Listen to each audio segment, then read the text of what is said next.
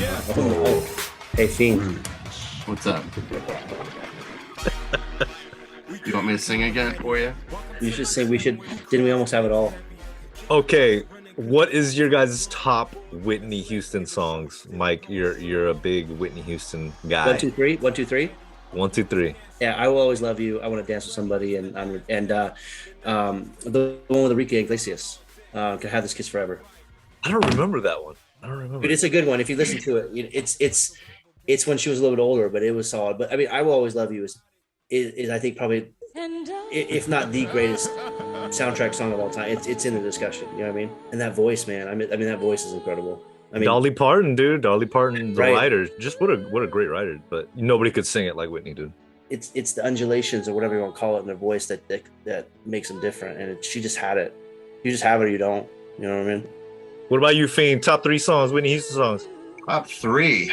My number 1 Whitney Houston song is the Super Bowl performance of the Star Spangled Banner. Freaking anthem, yeah. Unbelievable, man.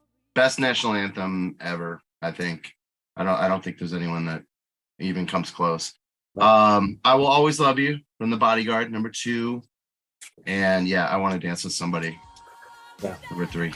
Want to feel the heat with somebody. Dude, my buddy's like, Scott Bakula can play any Kevin Costner role. I said, listen, dude, you're telling me Scott Bakula is going to jump in front of that fucking bullet for Whitney Houston? The dude from Unnecessary Roughness? Yeah. Quantum Leap. Quantum Leap, dude. And I go, no, he's fine. He's good. I'm not saying, but he's not Kevin Costner. Kevin Costner is an American treasure. Scott Bakula. I was a big Quantum Leap guy when I was a kid. There's no way Scott Bakula is playing freaking Yellowstone. He's not playing John Donne. That's not happening. No.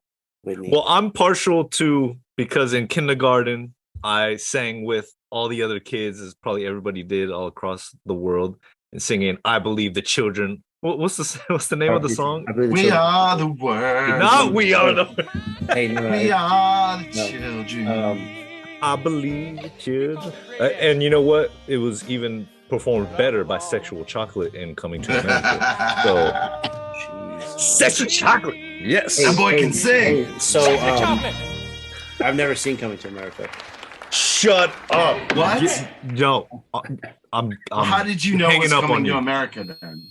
You're not serious right now, Mike.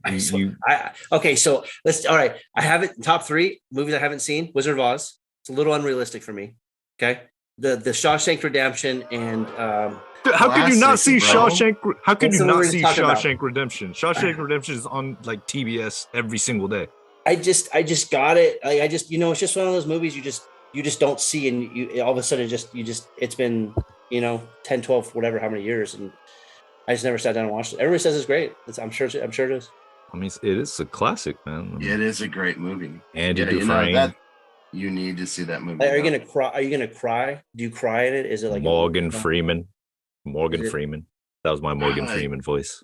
It's a great movie. You got to sit down and watch that. Like that and Coming to America. Those are 2 of the greatest movies. Yeah, you have to see the last Coming to America. 30 years, dude. 40 years. Anyways, what's on the list? It's on the list. Okay, guys, we're back. The Sons of Montezuma Kiss the Rings podcast. It's been a while, man. I'm back here. It's Mateo San Diego. If you don't know, better ask somebody. And I am joined by my 2 Kiss the Rings co-hosts. You cannot stop him. You can only hope to contain him, and that may not get you very far. It is SD Sports Fiend. What's going on, Fiend? What's up, guys? How y'all doing? You recovered from Phoenix yet? I know I am. I don't know about Mike. And that is the sandwich aficionado himself, Mike Tortolot. What's going on, Mike? We took you to, what was the name of the pseudo sandwich place that I took you to? Cornish Pasties in Phoenix, downtown Phoenix. What did you think of that sandwich place? Is that even a sandwich, what they were serving there, Mike? I made you a sandwich? I mean, I feel like you can call sandwich whatever you want. Torta, hamburger, whatever, right? Hot dog maybe. But dude, it was good. It was, I really enjoyed it. It was really good, man. It was solid. I was really excited about that. It was like a meal all inside that sucker, man. It's freaking delicious. Very unique. I've never had anything like that before. I had the bangers and mash pasty. It's pretty good. But I bet just like that puff pastry kind of crust. It just, it's delicious. Moist. So the listeners probably don't know what we're talking about. So we went to Phoenix together, all three of us. You know, part of the season, basketball season, is like watching those games together, making some roadies, and that was our first of the year together. So we got to check it out. But downtown Phoenix, they got this place. It's like a meal. It's like a calzone almost, where it's like a whole meal inside of a flaky pastry type of breading. Like, it's just amazing. And we had a great bitching session there after the St. Mary's loss. We went there and drowned our sorrows in some drinks and some meats and some pasties, and had a lot of guest surprises that weekend, guys. Yeah, that was surprising that we saw Adela came in. It graced us for a couple of moments, and then I don't know, maybe she saw the Sons of Money crew and she got up with her husband or significant other, whoever she was with, and they bounced. Do you think she heard all of us complaining about the game and like just going off on the Aztecs, and then she's just like, "Oh, well, I'm not going to stay here." I'm sure she did. Yeah, I'm sure she heard me. Yeah. I mean, I was trying to be respectful. I was trying not to pound on the bar, so I was like poking my index finger into the bar to the point where it started hurting. But I was mad after that game. Like, I was really mad. I thought we played just. It was a terrible performance, and hey, we still had fun. You know, the three guys, Sons of Money, out and about. My suit jacket, and you know. Yeah, El Presidente herself. What would be a question you guys would ask the president if you had one question to ask Adela on anything, any topic? I would ask her, when are we going to the Pac-12? What date are you announcing that we're going to the Pac-12? Because you know she knows. Yeah, she has to know. Well, that's why I thought it was interesting to see her there. I mean, let's be honest, guys. Like, we ran into a lot of people that weekend, and you know, yeah. I mean, we were there in Phoenix the whole weekend, and the night before the game, we got to run into Coach Dave Velasquez there in around the area. I mean, it's not a big downtown area where everybody's staying in the arena, so like, I mean, let's be honest, it's kind of like just a one-off classic, and not really expecting to see the president of the university make the trip. So when you say you would ask her if we're going to make that jump to the Pac-12, that's immediately would jump to my mind, like, oh man, maybe there's something going on behind the scenes this weekend that we're not really privy to. I mean, I would go on every trip I could if I was the president. I'm not paying for it. The school's paying for it. I'd be like, yeah, I'll go to Phoenix for 2 nights or whatever it is. You know what I mean? Why not? She's probably hosting donors in Arizona too. She's been at sporting events before. I mean, she hung out with all the fans. It was like over 100 degrees at the Rose Bowl when we played UCLA. She was leading the fight song after we won the game. She attends sporting events. I've seen her a couple. Yeah, I mean, I feel like that's part of her job as the president, is to go and support the university by going to sporting events. I think that's great that she does that. And she rolls up into a bar and she sees SD Sports Fiend. She's like, nah. Nope, I'm out of here. Well, yeah, because you're pounding on the bar like you know, red rum. I was pretty angry. Yeah. By the way, that was our first Sons of Monty who Kissed the Rings road trip. It sure was. Yeah. Oh, at Phoenix. Yeah. Yeah, we should have recorded instead of went out in like. Hey, we were depressed. You didn't want to get my takes on. Yeah, we were. Yeah, I think we would have. No, but then he was pounding on the bar. Excuse me, sir. Are you okay? No. Give me that bag. It was ugly. It was disappointing. I love the fact. Oh, by the way, real quick side note. I love the fact when you were whistling at Johnson when he was shooting the free throws and his mom walked by. Stop whistling at my son. And you're like, okay. And then you whistled again after that, and then she just like smiled. Like, get out of here. Yeah, she's like. She goes, that wasn't very nice. Yeah. That's my son. And you're like, I beg your pardon. He missed. I think he missed a free throw too, which was great. I mean, I think he did. I still love the fact you just walked by Velasquez and I had no idea who he was. Oh, yeah. Well, that's what happens when you wear sunglasses into a dark restaurant at night, and walked right by him and didn't even see him. Yeah. He's like, hey, guys, are you guys Aztecs fans too? But it was good. Yeah, it was good to see Bill Hammond. I hadn't seen him in a while, so it was good to see him. And I saw his pops too, which is nice. Yeah. Okay, so the game was 68-61, St. Mary's. You know, we're not going to like do a deep dive into that game, but, you know, it was just a lot of sloppy play. St. Mary's was impressive. Their fans wanted it way more than I would have expected. But when you realize that we've beaten them like what 3 times in a row or something like that, so they were desperate for a win. You could hear them leaving the arena saying, "Man, that was a big win for our program. Like we needed that win. That's a resume builder for their season." For us, it was disappointing because I'm looking for a signature win this season, guys, and the out of conference is over. It's officially over. So those resume building opportunities are pretty much done. But we'll get into the conference teams because there's some pretty impressive teams and some action going on. But I mean, what do you guys take away from the actual St. Mary's game? Condensed version. I worry that they're winning on talent right now. Their defense is picking up, but they're winning sloppy. And I don't think they can continue to win sloppy and beat these good teams. I mean, we got some good teams coming up in conference, and I'm fascinated by this because it's the most curious social experiment with the basketball team I've had in a long time. Because the talent's there. Yes, we're 9-3, but there's just something like there's a disconnect somewhere, and I can't figure out where it is or what it is. And hopefully they figure it out in the next 7 days because I don't understand it. I don't get it. Yeah, I totally agree with you. I think there is sort of a disconnect there. I thought with the St. Mary's game, we were, I thought, the more talented team. We were more athletic. They were taller, but we were quicker. But the most athletic team did not win the game because they played better team basketball than us. We started out great in that game. The first 5 minutes, we were running good offense. I remember the first play, it was like a double screen, getting Matt Bradley going to his left, downhill, easy layup. It was like, okay, it's going to be that kind of game. We're starting to put together some offensive sets that are working. And then, we saw a couple more offensive sets from Bradley, and then it reverted back to hero ball. And, a lot of isolation, guys just trying to get their shots, a lot of, poor, just really poor decisions with the shots and not working for a better shot. So that's what was disappointing, I think, the most, is because we do have the talent. We are very athletic, but we are not playing good team basketball right now.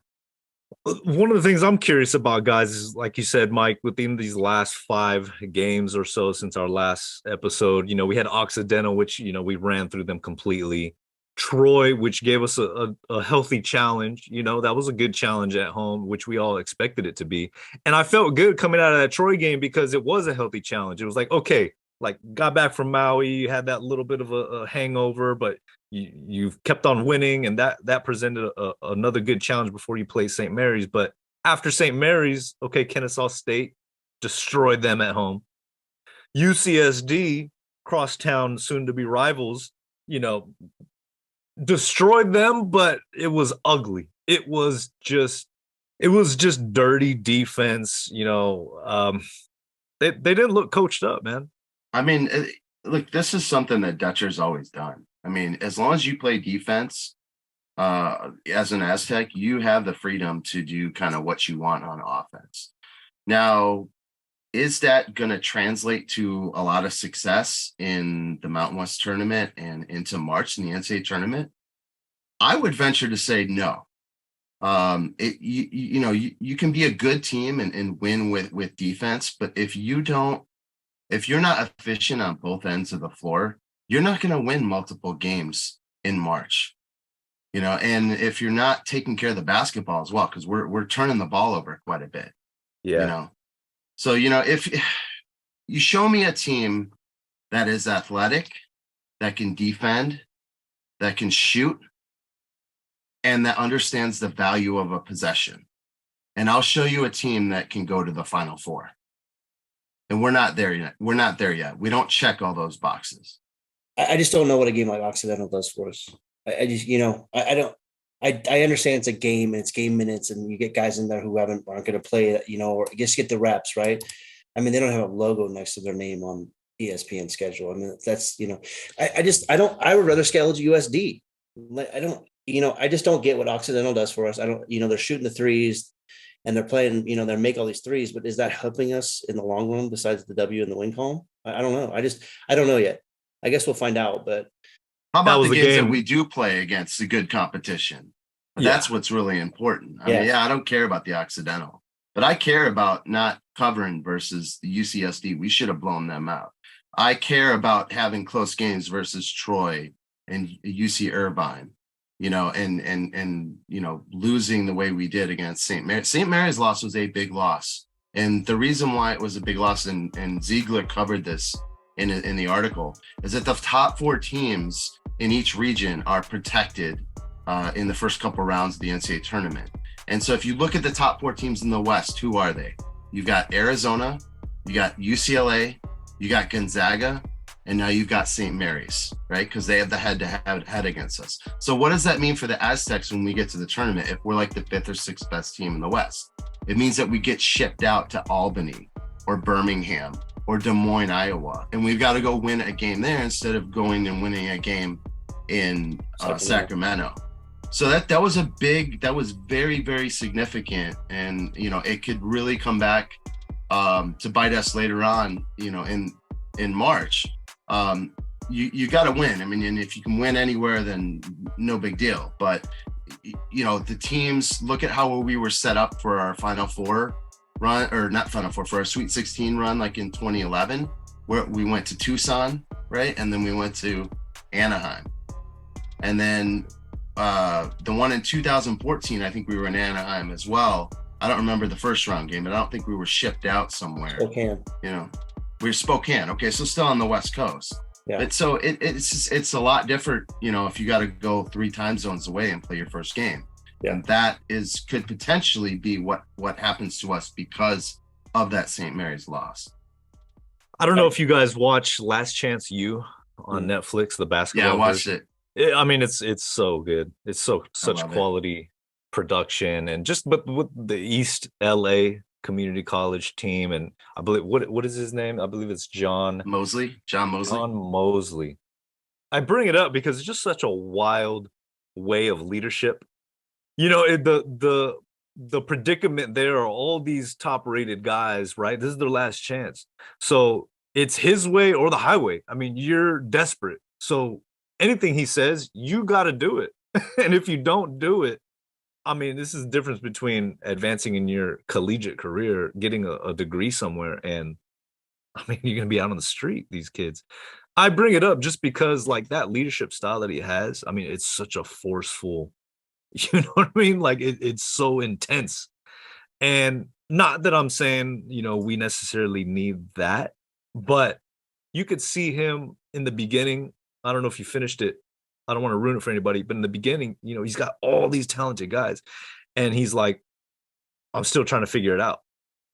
Like, this team, he's won championships, and incredibly successful at that division, at that level, with these high-rated guys, but he's like, we're several games in, and I can't figure this team out. Like, I don't know I need to coach better, need to coach harder, whatever it is, but with so many guys on this Aztecs team, there's so much hype. They're so talented, all the scores, potential scores.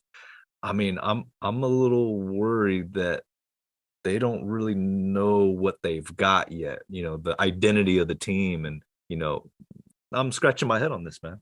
I was reading that article about the bear metaphor, the caveman and the bear. And I was like, dude, he's one of us. That's the wild, weird. Like, you didn't read his what is this? To explain it because I don't know it. So he said, I told the team it was like the early caveman wanting to fight a grizzly bear.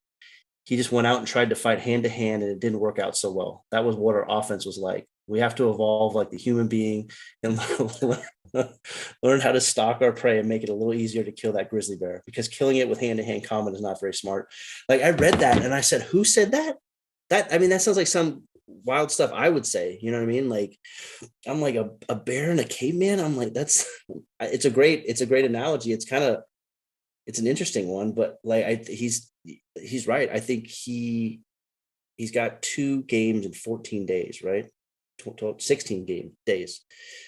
He'll figure it out, and he'll get ready for Air Force, and UNLV will be an interesting game to see how they rebound after the break.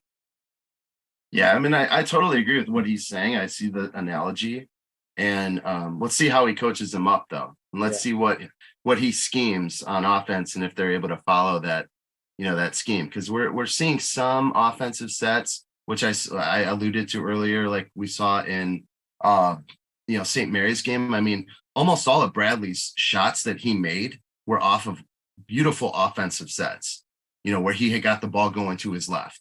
And he either had a mid-range shot or a lay-in. I mean, and then every single one of them almost that he missed were like ISO, just trying to break his guy off, shooting a contested shot, and he missed it. The funny thing, you bring up ELAC and Last Chance U. The funny thing about that, Mateo, is when I was watching that show, they were scouting a team. I forget, it might have been Cerritos or one of the community colleges up there. But they were talking, the assistant coach was talking about how they just take shots and like they don't really run an offense. And I was like, oh my God, they're playing a San Diego State team. And that's exactly what I thought. It's like they don't run an offense. They just just pull up on the break, shoot a three, from 24 feet and see if it goes in and get back and play defense. In order for us to win the conference, to win the conference tournament and to, win multiple games in March, we are going to have to develop an offense that, is somewhat efficient. And we're going to have to get guys like Bradley, going and figure out how to put them in situations where they're going to be, where he's going to be able to get back to shooting 40% from 3-pointer like he did last year. And the thing I will say about Dutcher is he does kind of tighten the reins. He gives the guys the freedom early on. Okay, I'll let you do what you want to do. Now let's get into the conference season and let's get things going and let's get a little more structured. And I think we saw last year with Bradley, like he really improved in conference season. Like the out of conference season was not that good. And then he improved through conference season. So I'm hoping that trend continues, this year as well. Okay, so now that the out of conference schedule is done, we're looking at starting the Mountain West slate of games. That's when things get a little crazy. We got Air Force in the first game, and then, like you said, UNLV on New Year's Eve. We always say that we hope UNLV and New Mexico can turn their programs around so it helps the conference out. Well, looks like they're doing it this year because New Mexico's undefeated. They still got their logo on the map, on Joey's map. They're still up there dominating the whole West Coast. They're 12-0. The Patino father and son game, the son won, beat Iona and Rick's out there. So is it Richard and Rick?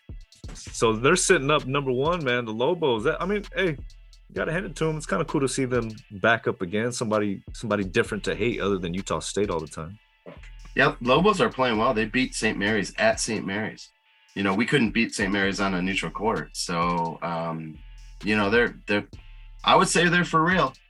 I watched a couple of their games and they've got some really good transfers that they brought in. And along with their backcourt, it's probably, the best backcourt, I would say, outside of San Diego State. But they're really good. Yeah, they're a really good team. They're playing well. Now UNLV is in second, and like you guys said, we have them on New Year's Eve in Vegas. What's different about UNLV right now? What's going on with those guys? So UNLV, they brought in Kevin Kruger, who's Lon Kruger's son, played for UNLV back in early 2000s or something like that. And that was back when they were really good. I mean, they were winning, they were going to the tournament. And so he brought in a bunch of transfers. They just were not a really efficient team, but this year they're a great defensive team. So I don't know if you watch teams like Baylor or Texas Tech. They have what's called like a no middle defense, where basically they position the guard up top will position himself so that the point guard guy with the ball can only go one direction, and they funnel you down to the baseline. And once they get you to the baseline, then they trap you, and then they use that extra the sideline or the baseline as an extra defender. And so there's a lot of teams that are doing that. I call it no middle defense, and that's what UNLV is using. And man, they're tough. They're a really, really tough defensive team, and they're playing better team basketball compared to a year ago when it was mainly just Bryce Hamilton running the show. That sounds crazy, man. Yeah, they're good. I'm telling you, man, it's not going to be easy if we play the way that we're playing and we don't develop an efficient offense. We can play defense with any of these teams, but if we're not hitting shots and we're not running good offense, I could see us losing like 5 or 6 games in the conference. I mean, there's enough teams there that are good, it's going to be, these road environments are going to be tough, and UNLV is going to be the first test for us on the road to see, how we match up against them. One of the better teams in the conference, but you got them, you got Utah State, you got to go to New Mexico. Colorado State's not bad. Who am I missing? I mean, Boise State's pretty good this year. Nevada's a lot better than we thought they would be. There's a handful of games there that we could get contested. We could get picked off. Are we completely disregarding Air Force as usual? Because they're the next game up. I'm just saying, I hate playing Air Force in any sport. It's awful. If we lose that game against Air Force in basketball, we're in trouble. Big time. So let me ask each one of you guys, when it comes to the starting lineup, and we were talking about it our last episode, in this last game against UCSD, we saw some mixing up in the lineup, whether that was on purpose or by sickness or whatnot. How are we feeling now? Did our stances change any as far as seeing some different matchups and starting 5? Fiend, you go first. Yeah, I think they actually the starting 5 has played a little better. I thought they played really well against St.Mary's. And the second string, when they came in, the last couple of games didn't seem like they were as effective as they had been in the past. So, I mean, I'm willing to stick with what we have in the starting 5. I just want to see different offensive. I want to see more offense run. I want to see less just individual, the isolation ball and I want to see them pass the ball around and try to get good open looks. I mean, I'll ride with whatever Dutch rides with. It's his team. He's going to figure out which group is the best for each game, and he's got his set. He kind of screwed around with it. He only really screws around with it when he actually has to. But I think it's a team thing. It's not a starting lineup per second right now. I think they're all. I think we're a lot more talented than St. Mary's, but I don't know, man. I would just let it ride and see if it figures itself out, because they're gonna figure it out pretty quickly here. It's kind of tough to tinker when you only have 3 losses, right? And those 3 losses were against quality teams. Yeah, and 2 were 2 we shouldn't have lost, but I think he's letting his guys. Okay, there's some structure here. There's always structure. Let's back that up. There's always structure with him, but he gives them a little leniency to play their game, so he can see, hey, I can trust so-and-so in this situation, or I can trust so-and-so in that situation. Look what he did here. He's gathering data and information on how he's going to process and use that data for later in the season when he's in certain situations like, oh, okay, you're not going to be in there for this, but this guy is, because, and then he's got his thing. So I think that's what he's figuring out here. We're still 9-3. I mean, we should be 11-1, but we're not. So let's just see what happens at Air Force. I'm going to take this team, this team one by one, or team one game at a time, because I can't look ahead to X. I don't even know what the fuck's going on halfway through the game, dude. I'm watching the game. And you guys are texting. I'm like, what am I watching here, dude? They didn't score the first 5 minutes of the second half. And Casey Jacobson, we've been talking about, he's like, this team is too talented to be doing this. Why are they just jacking up threes?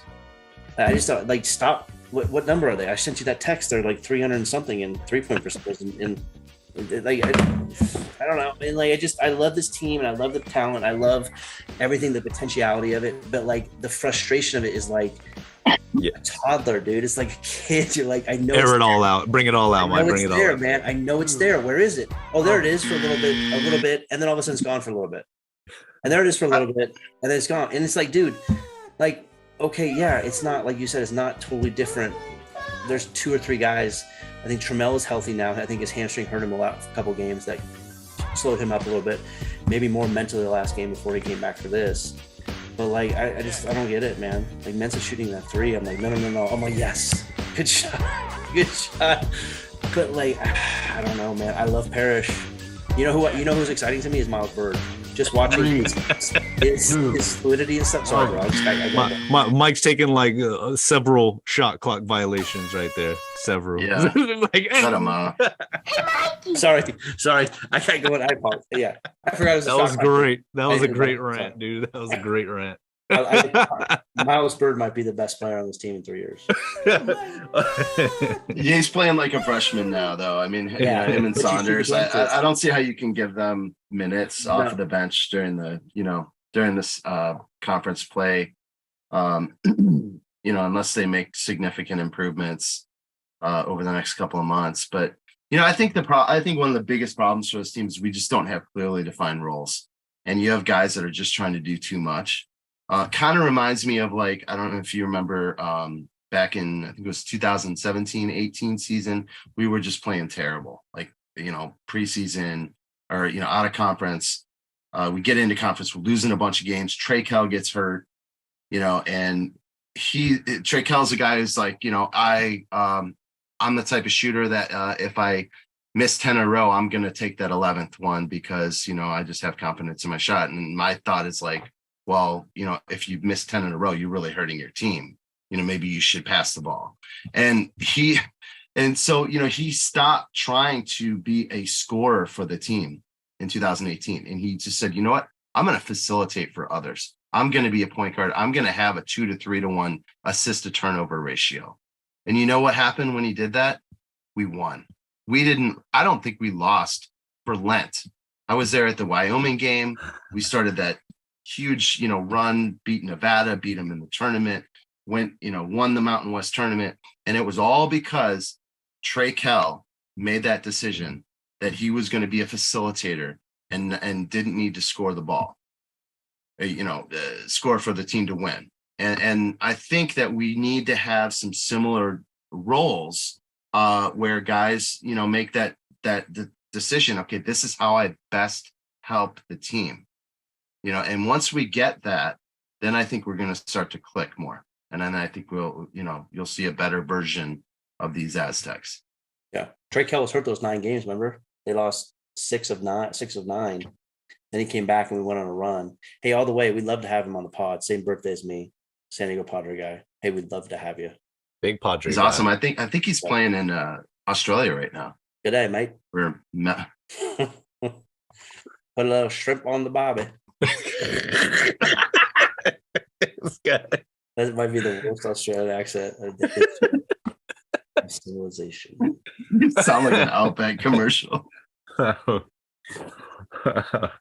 Okay. So now that we've gotten to this part of the season, I mean, is it pretty safe to say Micah Parrish, Chad Baker-Mazara, is that a thing? I mean, I love Micah Parrish's game. I want to see more. I wish you guys would have stronger takes. I feel like we should mess around with the top starting 5 and experiment a little bit more because I want to see Micah Parrish a little bit more. Chad Baker, to me, like, I was on the Chad Baker team last year, man. I was all about it. But Micah Parrish, I think if he's given some more opportunities, man, he could be a lot more effective in helping this team be successful on the offensive side than what he's given right now. I totally agree with you. I love Chad Baker-Mazara, but I think I think Micah Parrish is a better player at this point, both offense and defense. And I know that Chad was a good offensive player. What I love about Parrish is I love the fire that he brings. You'll see him on defense and he'd be clapping his hands, and he's like getting the guys pumped up. We have too many guys on this team who are just sort of very kind of laid back, reserved. You need someone on the team that's that spark. And I really feel like he is that guy. And what I would love to see from Micah Parrish is him attacking the rim more, getting to the hoop. He comes down on the break sometimes and he'll chuck up that 3-pointer contested on the break with a guy right in his face. Just hit him with the little pump fake and drive and take it to the hoop and get a dunk or, lay it in or, get fouled. I would like to see him attack the basket more. I know he's a great 3-point shooter, but yeah, if we can make him into less one-dimensional from just the outside and attacking the basket more, then I think that's going to really help the team. And I would love to see it. I think he could be a totally breakout player for us going into conference play. But as long as he's getting significant minutes, I want to see him, over 20 minutes a game. And as long as he's just out there, hustling and contributing, playing defense, hitting his threes like he does, and attacking the rim, I'm good with it. Yeah, it's not who starts, who finishes, right? I think having Trammell on the floor at the end is ideal. That's exactly what we would love to have, because he's a high, he probably is the best ball handler that we have. And he can just close out games. You get him the ball, he gets fouled, he goes to the free throw line, hits free throws, and then, the other team, can't catch up. So that's who I would love to have with a lead in the game on the floor, getting him the ball. Definitely Darren Trammell at the end. What about his defense? I think his defense is fine. It just depends on who he's matched up against. He really struggled against Mahaney. Is it Mahaney? Aiden Mahaney. And that, that guy's like 6'4", 6'5", and they really targeted Trammell in the St. Mary's game. Yeah. So I'm as far as defense, I mean, if he gets a guy who's like 6'2", 6'1", he's usually okay. But you get a little taller guard. That's why I'd like to, not have so many small guys on the floor at one time. Because we can get exposed, especially when we get into March and we get against these teams that have significant length, where they're, running guards out there are 6'4", 6'5", 6'6". I just don't want a small ball lineup on the floor.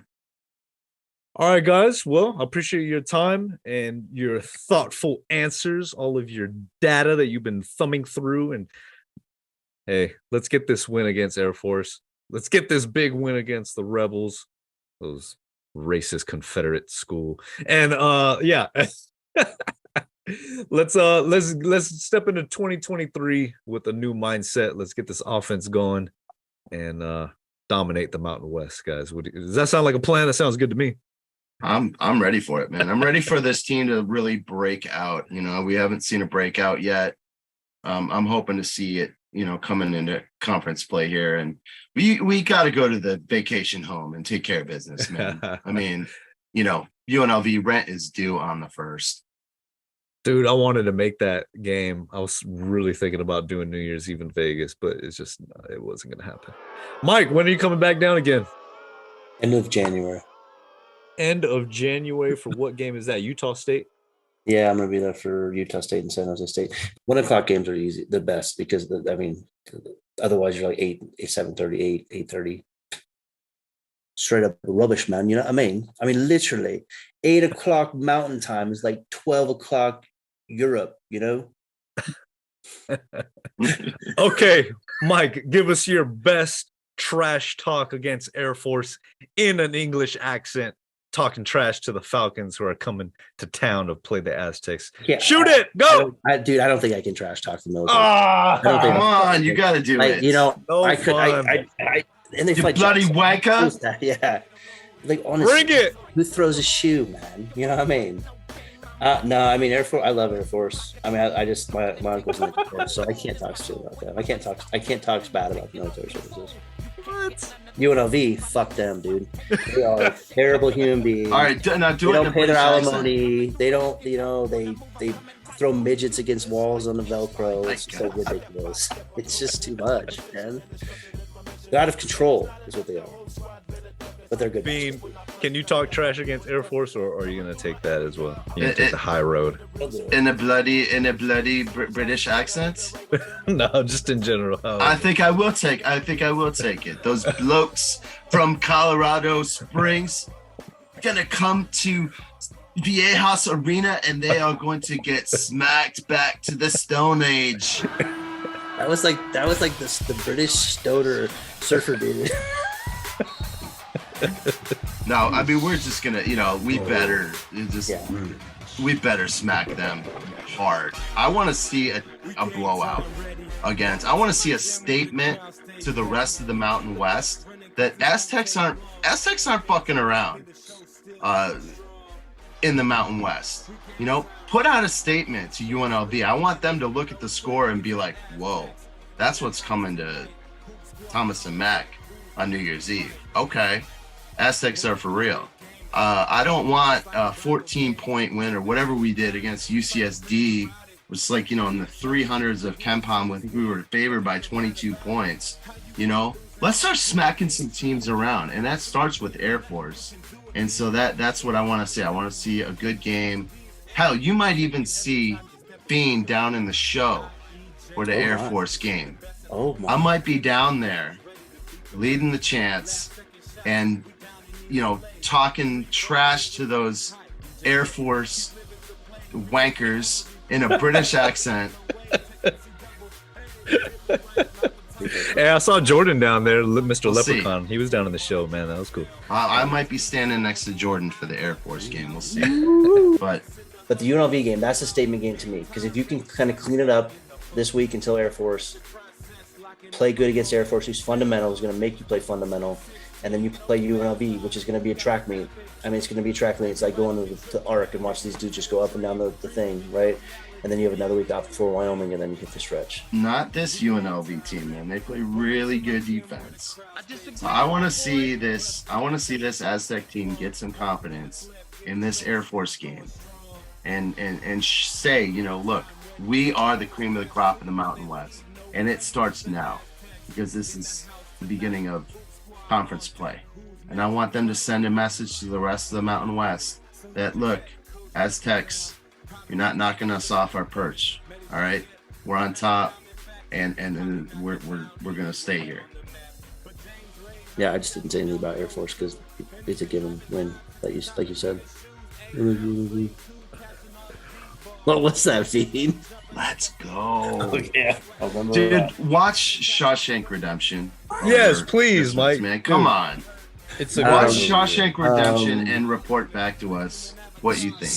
And Coming to America while you're at it. Come on, dude. Dude, Coming to America is maybe Eddie Murphy's greatest movie performance in my eyes. Really? Better than Beverly Hills Cop? It's pretty good. Better than Beverly Hills Cop. I think so. And Arsenio Hall's in that, right? Just because of the number of roles that he plays, like the different roles, right? Yeah. I would agree with that. This was before way before Nutty Professor when he did all that stuff.